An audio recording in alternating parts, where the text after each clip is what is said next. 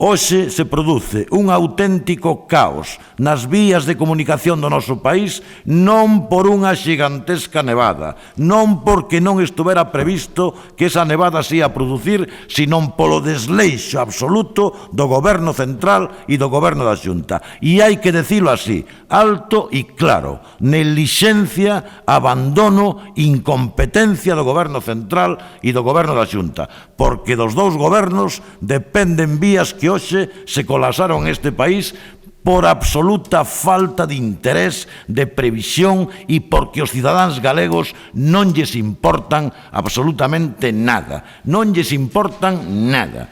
Porque, volvo a decir, as nevadas estaban previstas, non se tomou ningunha medida precisamente para actuar frente a elas. E o colapso de hoxe provoca o caos neste país, provoca, por certo, molestias aos cidadáns, perdas económicas e algún que outro accidente tamén derivado da non actuación nesas vías de comunicación. Polo tanto, xa está ben de imprevisión e de incompetencia por parte do Goberno central, do Goberno da Xunta, curiosamente en máis dos grupos políticos a que antes fixen referencia. A verdad que habería que preguntarse en que mans estamos, non?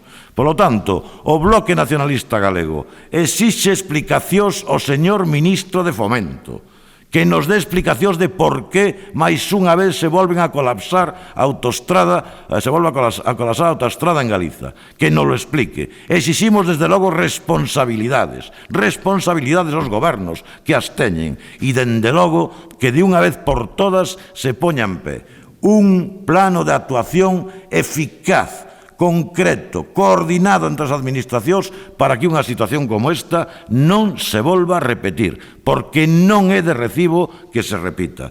Polo tanto, nós creemos que é absolutamente imposible seguir así.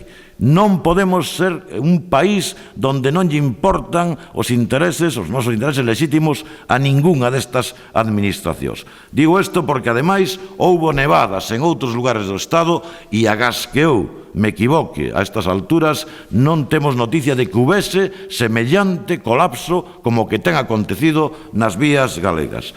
En consecuencia, nós, dende logo, plantexaremos iniciativas no Congreso, nas Cortes do Estado, no Parlamento galego. Dende logo dirixidas a pedir explicacións, dirixidas tamén a pedir responsabilidades e, dende logo, de verdade, que dunha vez por todas empecen a poñer a cabeza en algo que interesa aos cidadáns, que dunha vez por todas se poñan a traballar e que, dende logo, cuestións como as que acaban de acontecer hoxe, o caos absoluto que acaba de acontecer, non volvan a ter lugar, porque non hai máis razón para o caos que a incompetencia e o desleixo do Goberno central e do Goberno autonómico.